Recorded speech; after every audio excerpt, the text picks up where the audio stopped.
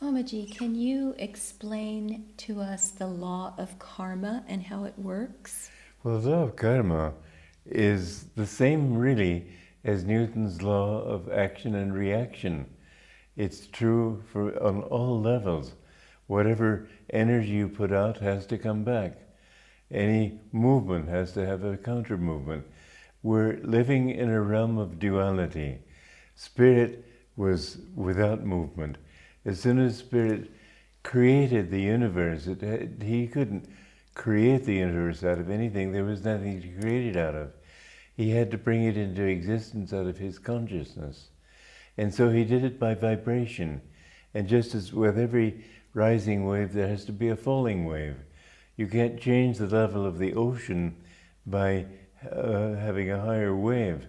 If you have a higher wave, you just have a lower trough. And so for every plus, there's a minus. For every joy, there's a sorrow. For every good thing, there's a bad thing. And in everything, there's always an opposite. So karma is the law of action and reaction. Whatever you do, good, bad, indifferent, it will have a reaction. So if you're kind to somebody, in some way kindness will come back to you. It may not come from that person. You see, karma comes from you, and it is you are the center of the universe as far as you are concerned. So everything that you do comes back to you. It doesn't have to come from the same sources you gave to, but it will come because you attract that kindness, and that will follow you for all the lifetimes until that has been canceled out. So no matter what you do, you must get a response to it. Therefore, it's a good thing always to try to be kind to people, to do kind deeds to people, to be truthful, and so on. Because if you're not, it will redound to you. Swamiji, someone who's striving for success, will he automatically have to experience failure if he experiences success? He will have to experience failure sooner or later. You can't go continually raising the wave. Sooner or later it will have to be followed by a collapse. But it's still okay to strive for that success. You have to strive for success. But finally you have to realize that whatever happens to you outside isn't really happening at all. So you should seek your success and your fulfillment inside yourself. It's a very interesting thing, because everything depends upon your reaction, and the likes and the dislikes. Always, it's not the beautiful sunset, it's how you respond to it. And a turtle could see a beautiful sunset and not notice it at all, or just wonder if it was something good to eat. It wouldn't mean the same thing to him. But if you like the beauty of a sunset, and I heard of a man who was in Switzerland, he was colorblind, and he used to love to drive up in the mountains in the late afternoon to see the beautiful brown sunsets. And that's all he could enjoy of it. But the thing is that your enjoyment of it, this is why I know many yogis will tell you, don't enjoy anything. Well, that's a very sterile way. My guru said, enjoy all things with the joy of God. Swami, why would they suggest not to enjoy everything or because anything? If you cancel out all pluses and minuses, if you remain completely without reaction, then you become peaceful and you go into the self. But you don't if you become apathetic, and you reach that self much better if you have joy in yourself and know that it's the joy of God. So it's better to refer everything to God. How do we overcome that reactive process in ourselves? Well, there's the thing that I was going to get into. That it's tied into the Ida and the Pingala in the spine. That it's tied into respiration, because the Ida and the Pingala are the currents in the astral body. That's the breathing in the astral body. And when the energy rises, then that's the inhalation. When the energy descends, that's the exhalation. And when we breathe, the cause of our breath is this movement in the spine. If we can cancel that movement, we become breathless. So breathlessness comes for physical reasons because you have no more need for oxygen and so on. But for spiritual reasons, it comes when you cancel out the ida and the pingala. And so a master can go breathless at will because he just neutralizes this reactive process in the spine. But he's not holding his breath then. He's not holding his breath. No. And the breathing techniques of yoga are then how we... Kriya Yoga particularly. But I don't think that our audience is such that they will be very interested, except maybe one or two here and there. So let's go to subjects that are more general.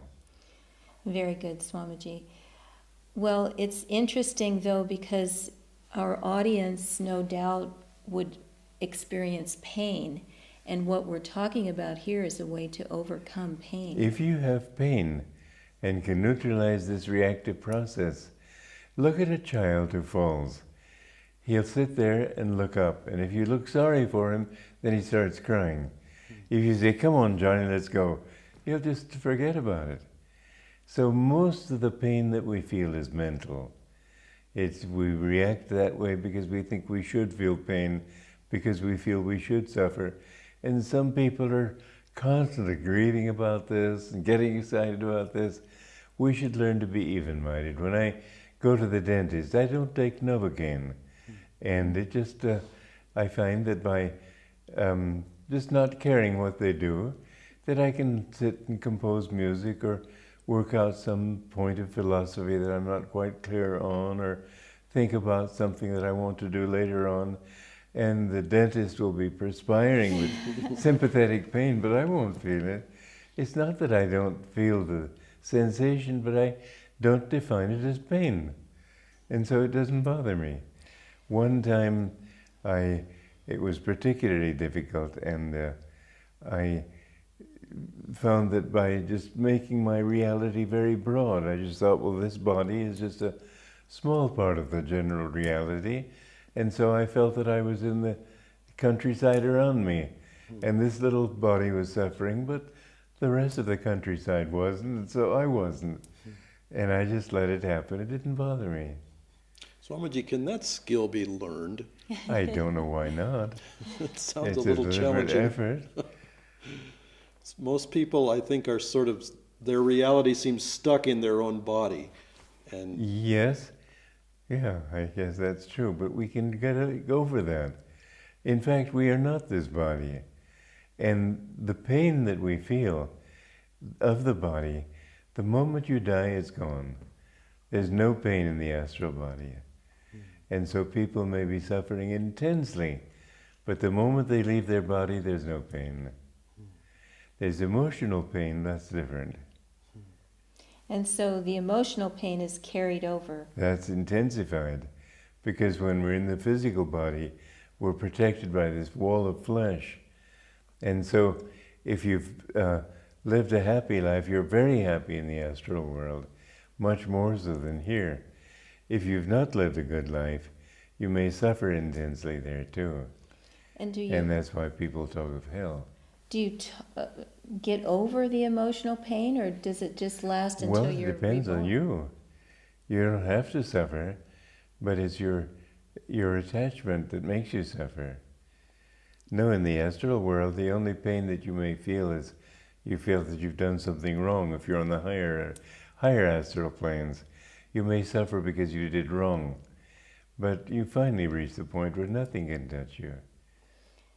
My question, though, is in the astral world, you can overcome the emotional pain? Yes. Okay. Yeah. As you can overcome emotions. Emotions are just waves. Releasing the attachment releases Yes. the pain. Yeah. Very good. Everything is tied to ego. You still have your ego in the astral body. And as long as there's ego, there will be pain. Swami, what is the astral body? You've mentioned it. Well, when God created the universe, He created it first in thought. Then that thought, he materialized, he vibrated more grossly into the form of energy. Then he vibrated that energy more grossly into the form of matter. But matter, it has now been discovered by science, is really only a vibration of energy. It's a lower vibration. Energy is really only a lower vibration of thoughts. Thoughts are a lower vibration of consciousness. And so you go beyond that into the pure consciousness of Brahman or spirit. So the astral body is an energy body? The astral body is an energy body. Does it have a shape or a form? It has the same shape as this body you're wearing now, but it can change. You can change it and temporarily become something else. Usually after you die, no matter how ancient and decrepit you are, like me, you suddenly take on your young body again. It was very interesting when my father died. He was 84, and he was very weak and had very little strength at all. But when he died, I felt his energy. It was just the energy that I had known when I was a child and he was a young man, full of energy and joy. So when the aura is spoken of, is that the energy body? Yes, yes. And that can be photographed? Well, I have bought an aura camera, and people who come to our ashrams can have their picture taken with their aura. It's a very interesting experience. So it's shaped like the body, but of Yes. colors? It's in color. And it's has the general shape of the body.